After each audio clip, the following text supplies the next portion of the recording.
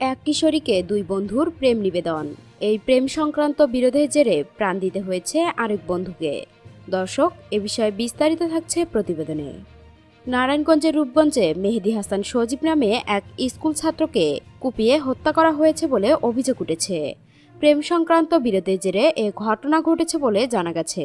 শনিবার দুপুরে উপজেলার ভোলতা স্কুল অ্যান্ড কলেজের সামনে এই হত্যাকাণ্ডের ঘটনা ঘটে। নিহত ওই স্কুল ছাত্র চাঁপাইনবাবগঞ্জের শিবগঞ্জ থানার কালীপুর এলাকার শফিকুল ইসলামের ছেলে। তারা দীর্ঘদিন ধরে উপজেলার বলাইখা এলাকায় ভাড়াটিয়া হিসেবে বসবাস করে আসছিলেন। জানা গেছে, উপজেলার ভুলতা স্কুল অ্যান্ড কলেজের 10ম শ্রেণীর ছাত্র মেহেদী হাসান একই শ্রেণীর এক ছাত্রীকে প্রেম নিবেদন করে আসছে মেহেদী হাসান সজীব ও একই ক্লাসের সাকিব হাসান নামের আরেকজন। ওই ছাত্রীকে পছন্দ করা নিয়ে দুইজনের মধ্যে বিরোধ সৃষ্টি হয়।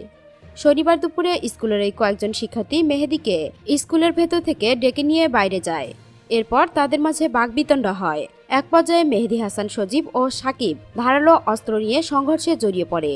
এ সময় মেহেদী হাসান সজীবকে ছুরি দিয়ে আঘাত করে এবং কুপিয়ে হত্যা করা হয়। এ ঘটনায় রিপ্তি, অনিক ও শিমুল নামের আরও 3 জনকে গুরুতর জখম করা হয়েছে। রূপগঞ্জ থানার ওসি এএফএম শাহেদ জানান, আহতদের ঢাকা মেডিকেল কলেজ হাসপাতালে পাঠানো হয়েছে। লাশ উদ্ধার করে ময়নাতদন্তের জন্য হাসপাতালে পাঠানোর প্রক্রিয়া চলছে। এ ঘটনায় পরবর্তী আইনগত ব্যবস্থা প্রক্রিয়াধীন রয়েছে।